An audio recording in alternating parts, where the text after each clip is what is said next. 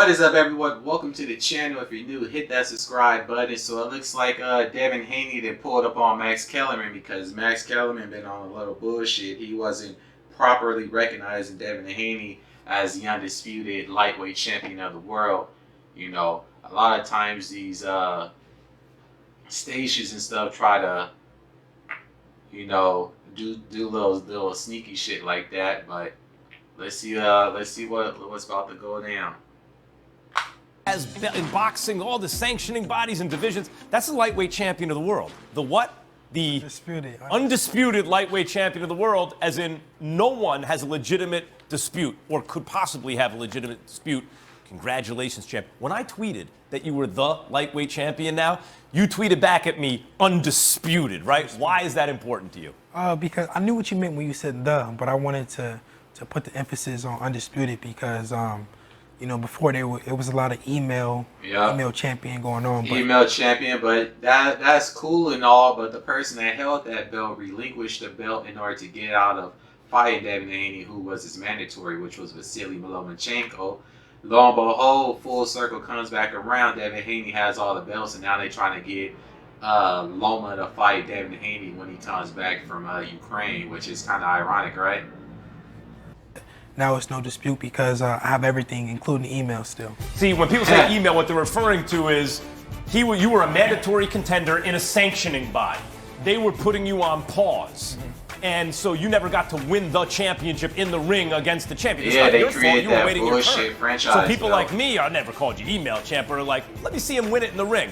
Well, you went down to Australia and won practically every round against George Kambosos, leaving no doubt in his own backyard to win the unanimous decision. Yep, he dusted Kambosos. I never thought that Haney was going to lose to Kambosos. I saw Kambosos fight with Lopez, and I didn't really see anything, you know, out of the ordinary. What I thought he might do, I thought he would pressure in this fight. He didn't really do that. He kind of stayed on the outside, and he pretty much fell into Devin Haney's trap, and Devin Haney just pretty much jabbed him the entire fight, jabbed him to death. And when Kambosos would get in close, Devin Haney would tag him or clinch him. And Kambosos wasn't really throwing too many combinations either. So, me personally, there's no need for a rematch. I know it's contractually obligated, but they're gonna have a hard time selling that because it was a blowout. I scored it. I think I had like 11 rounds to 1. You know, he took off round 12. Possibly, if you're being generous, you can give Kambosos 2 rounds. But other than that, it was a wipeout. So you're gonna have a hard time selling that, even though he's guaranteed a rematch. So now there's a rematch clause. Are you going back down there to do the rematch in a fight that most people in boxing are like, we need to see that again? Devin dominated. Well, when we negotiated the fight, I signed up for it twice. I'm a man of my word, but as I said after the fight, it all got to make sense for both sides, and we'll see. Yeah, but then that deal that they forced him to sign was some bullshit too. So if they do the second fight, Devin Haney should get the lion's share of the pay-per-view and everything else, considering he has all the leverage now, and he should be able to dictate, you know, that, at least that.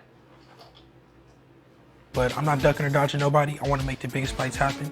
If we can't get the George Kambosos fight next, or if it doesn't make sense, I want to see Tank. We'll go on to the next best thing. Now, I want to see him and Tank fight. Names in and around the lightweight division, right? There's Tank Davis. There's Vasily Lomachenko. I'm not really impressed by Vasily. I know he got that amateur record that people bring up, but the amateurs and the pros is two completely different things. That's like, you know, bragging about Tim Tebow's college career in the NFL, you know. It's not the same. He has 2 losses. He really should have 3. Personally, if they do fight, I think Devin Haney beats Vasily. The fight that everybody wants to really see is him versus Tank. Tank said, after you beat Kambosos, I want you next. So that's really the fight everybody want to see. You know, the power versus the technicality of Devin Haney. Because if Tank catches Haney with one of them shots, he going to bed. So At 30 pounds, your good buddy Shakur Stevenson, who could easily jump up to 35. that's Who are you a most nice interested fight in? too. I like a fight with Loma. I think Loma is someone who the world will give me my credit, my just due for. Obviously, a Tank fight, Tank Davis fight, and those are the two names that's on my hit list for sure. Loma and Tank. And what about Shakur? I know he's at 130 now. I know you guys are friends, but he's, immaculate defense and could easily fight at 35. It looks Now like. that's gonna be a technical Shakur, he's a good friend of mine, and we are on the collision course.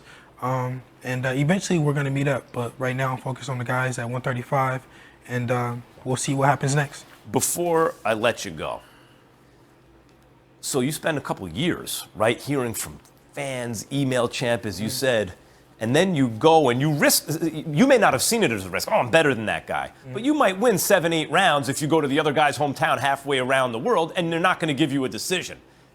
You won more than that, so they had to give it to you, right? But 2 of those judges was on some bullshit. 2 of those judges, I think they scored it 8-4. Like, what 4 rounds did kambosos win? Feel like now to be able to take this victory tour, go on all the shows, and tell everyone now what? Who's the champ now? It feels great. At the end of the day, I knew that I was the guy. I knew I was the champ. I felt like this before the fight even happened, so I'm not really surprised. But I'm happy to be able to brag and tell you guys I told you so. Listen, it's a pleasure in boxing when you have real fighters willing to take real risks in order to prove themselves. Congratulations, undisputed lightweight champion of the world, Devin Haney. Thank you. Thanks for stopping by. Alrighty, so that's pretty much that, I think. Or is there a little more? Game 4 has been in boxing, all the sanctioning bodies and divisions. That's the lightweight champion of the world. The what? The undisputed lightweight champion of the world. Okay, so I think that's just like a replay. To put the emphasis on undisputed. Yeah, so that's just... Alright, so that's going to pretty much do it. See, you can't get no more of a class act than Devin Haney. What a humble and respectable and very respectable young man. He's everything a champion should be. I don't see how people cannot like this guy. He's a throwback fighter. It's good to see Haney finally getting some respect. Max is and will forever be on that BS called TL Undisputed many times, even though that was a lie. He still didn't call Devin Undisputed. He made Devin say it himself. He's not slick and he's not professional. Yeah, it is very unprofessional. For even having to get to this point. It's like, if a person wins something, give them their proper due. Don't try to, hamper down on it. But that's going to pretty much do it for my reaction. Appreciate everyone for tuning in. As you head out, be sure to drop a like and a comment below. Also, make sure you guys visit my website, 6893.com, and get you guys some merch. The link will be in the description. I'm having a special 10% off sale until Father's Day, so make sure you guys take advantage of that. There's going to be codes in the header once you get to the website, so make sure you guys head on over there and check that out. Other than that, until the next one, peace!